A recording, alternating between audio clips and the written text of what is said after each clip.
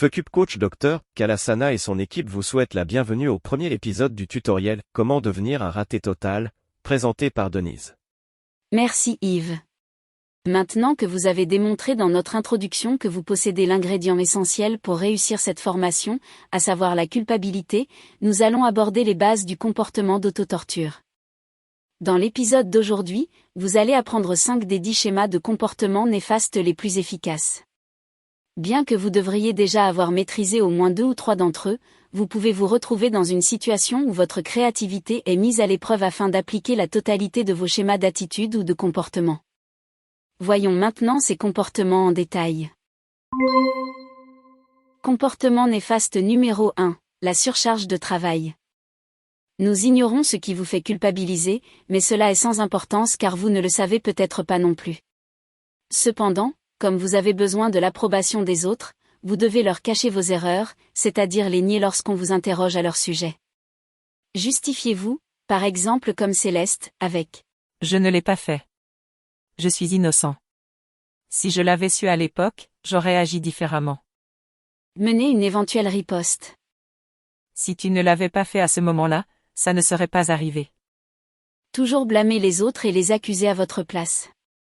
Vous vous considérez comme inférieur et déficient parce que vous devez être parfait, du moins extérieurement. Vous faites tout à 120%. Vous vous surmenez constamment pour vous punir de vos erreurs. Selon vous, les personnes qui font des erreurs sont incompétentes et méritent d'être rejetées, car c'est ainsi que vous pouvez projeter votre auto-rejet sur ceux qui vous entourent. Ce point est important car si vous admettez une erreur, vous risquez d'être rejeté et considéré comme un échec, ce qui correspond à votre intention mais que vous ne voulez pas admettre. Donc, niez vos erreurs et pour votre autoprotection. Pour vous aider à poursuivre votre auto-boycott sans être dérangé, nous avons un petit conseil récréatif pour vos week-ends. Vous êtes enfin libre, pourriez-vous quitter la ville et entreprendre quelque chose ? Vous réalisez que vous ne pouvez vous permettre une telle chose que si vous avez déjà tout organisé au préalable. Donc, vous mettez en marche la machine à laver, vous allez faire les courses, vous passez votre voiture au lave-auto,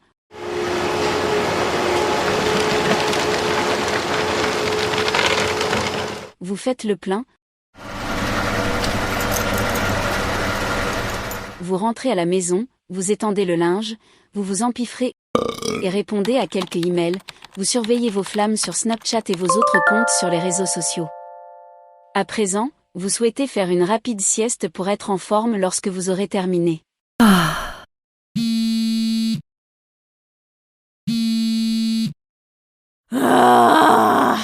Mais votre patron, de mauvaise humeur, vous appelle et vous demande de lui envoyer un fichier qu'il ne retrouve pas.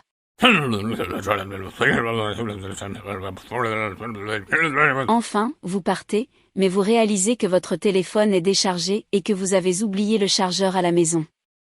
Vous faites donc demi-tour et passez le reste de la journée sur votre canapé car il commence déjà à faire nuit et sur le chemin du retour, vous auriez sûrement été coincé dans un embouteillage.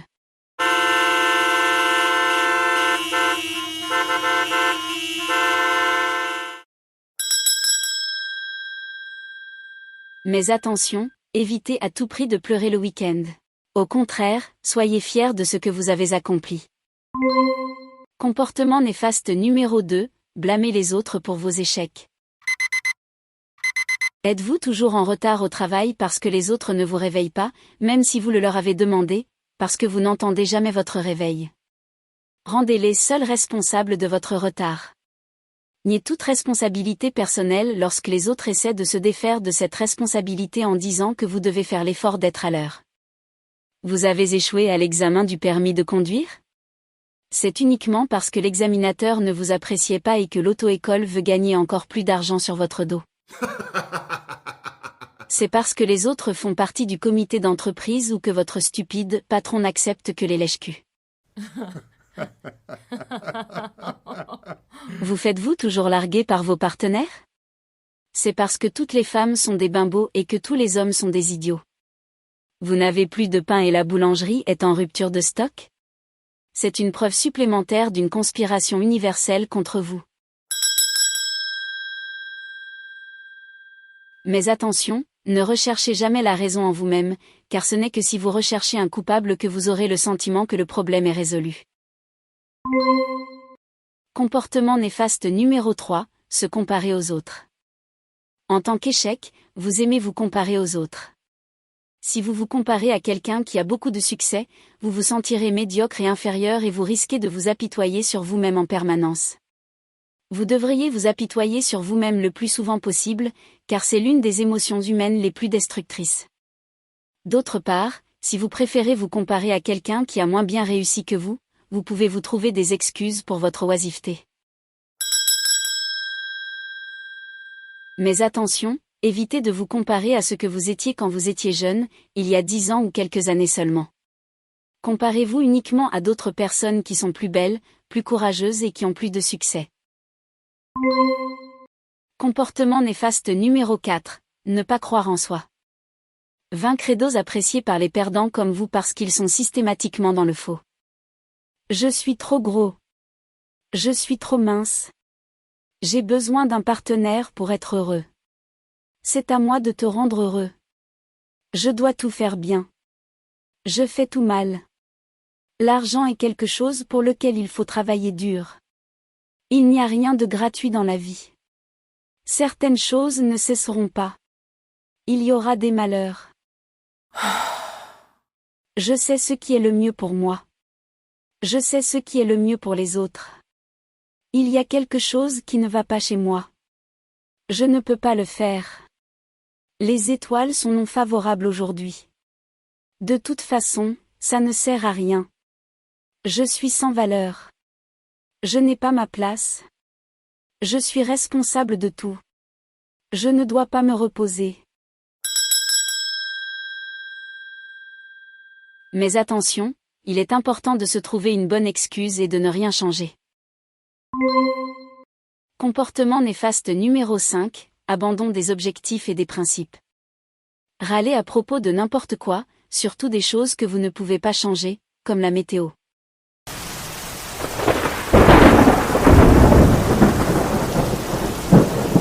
Regardez et jugez tout de votre point de vue, changez vos convictions plusieurs fois par jour. Et surtout, abandonnez à la moindre difficulté. Si vous arrêtez de fumer, devenez un non-fumeur militant qui condamne tous les fumeurs. Agissez selon la maxime les critiques les plus virulents des élans en étaient eux-mêmes autrefois, comme le disait le poète allemand Fritz Weigle. Mais attention, lorsque des difficultés surviennent, cherchez un moyen de réorienter vos objectifs, et non une solution pour les surmonter. Maintenant, tourmentez-vous avec les croyances suivantes. Je dois me rendre la tâche difficile. Je ne dois rien me permettre. D'abord les autres, ensuite moi. Je ne dois pas laisser cela m'arriver à nouveau. Je ne dois pas m'accorder de pause ou de repos. Aujourd'hui, nous vous avons présenté 5 des 10 comportements négatifs les plus efficaces. Il ne vous aura pas échappé que certaines de ces mentalités se contredisent. C'est vrai, et c'est tout à fait intentionnel car cela vous permet de rester suffisamment flexible dans vos excuses.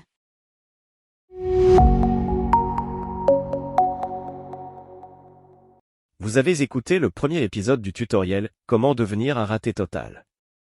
Dans la deuxième partie, vous apprendrez 5 autres modèles de comportement néfaste. Écoutez la version sans publicité sur Apple Podcast maintenant.